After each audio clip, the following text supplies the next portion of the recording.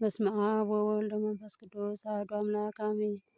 አንድ አምላክ በሚሆን በአብ በወልድ በመንፈስ ቅዱስም ኅዳር 28 በዚች ቀን የሀገር ኒቆዮስ ኤጲስቆጶስ ቅዱስ ሰርባኖሞን በሰማዕትነት አረፈ። ከዚህም ቅዱስ በኢየሩሳሌም ሀገር ሌዊ ነገድ ለሆነ ለእስጢፋኖስ ከዘመዶች ውስጥ ነው።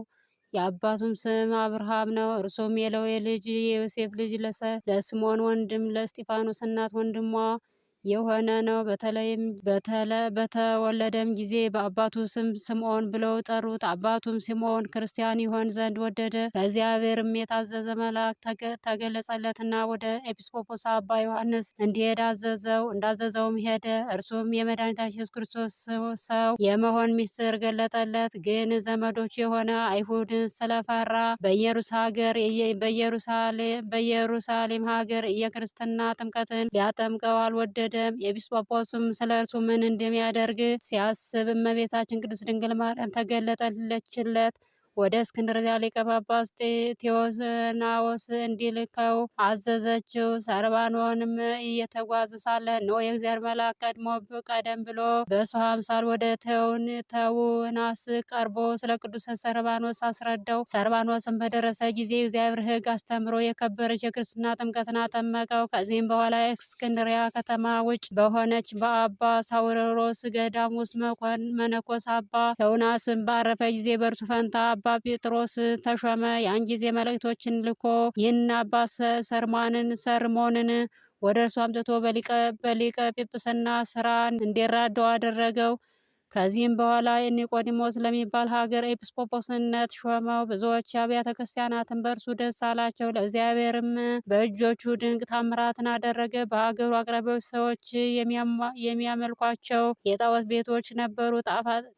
ያጠፋቸውም ዘንድ እግዚአብሔርን ለመነው። በዚያም ጊዜ ምድር አፏን ከፍታ ወጠቻቸውና በቦታው ላይ ባህር ሆኖ ሸፈናቸው። እግዚአብሔርም ከሀገር ስብከቱ ጣዖትን ደመሰሰ። ዳግመኛ አብን ወልድ መንፈስ ቅዱስን አንድ አካል የሚያደርግ የሰባልዮንን ስድብ አስወገደ።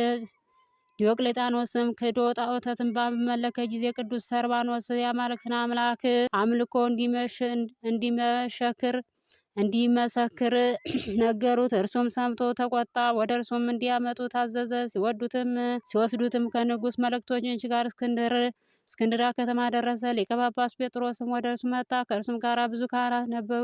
ሰላምታም ሰጡት። ፊቱም እንደ እግዚአብሔር መልአክ ፊት ብሩህ ሆኖ አዩት። ወደ ንጉሥም በደረሰ ጊዜ በተለያዩ ብዙዎች አይነት አሰቃየው። ክብር ይግባውና ጌታችን ኢየሱስ ክርስቶስ ያለ ጥፋት በጤንነት አስነሳው። ይህንንም ድንቅ ስራ አይተው ክብር ይግባውና በጌታችን ኢየሱስ ክርስቶስ ብዙዎች አመኑ። ሕዝቡ ሁሉ በእርሱ ምክንያት በጌታችን እንዳያምኑ ንጉሥ ፈርቶ እንዲህ ነው ገዥ አርያኖስ ወዳለበት ወደ ላይኛው ግብፅ ሰደደው። በዚያም እንዲያሰቃያቸውና ራሱን በሰይፍ እንዲቆርጥ በዚያም ወቅት መኮንኑ አርያኖስ የኒቆዮስ ከተማ ወደብ አቅራቢያ በመርከብ ውስጥ ነበር። መርከቢቱም ቆመች።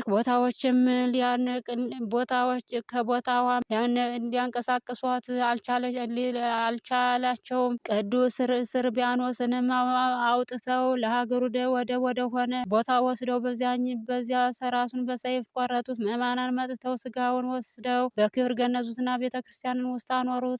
ከስጋውም ድንቆች ታምራት ሆኑ። ለእግዚአብሔር ምስጋና ይሁን። እኛን በዚህ አባት ጸሎት ይማረን፣ በረከቱ ከኛ ጋር ትኖር ለዘላለሙ አሜን። ጌታ ሆይ ከብልጽግናቸው ብዛት የተነሳ ብዙ መባ ካስገቡት ይልቅ የድሃይቱን አነስተኛ መባ እንደተቀበል ለሁልጊዜ የሚያገለግልህ እልፍ አላፋት መላእክትን ያሳሰበ ችግር ጊዜ ገባርቀውልን ምስጋና ተቀበል። እናንተም ቅዱሳን ነቢያት፣ የወንጌል ሰባኪያን ሐዋርያት፣ ሰማዕታትና ጻድቃን፣ ትጉሃን መላእክት፣ ፍጹማን ደናግል እንዲሁም ደጋጎች መነኮሳት ሆይ ልጅ አዋቂ ሳትለይ የምንሰበስባትን የጉባኤ ቦታ ባርኩ።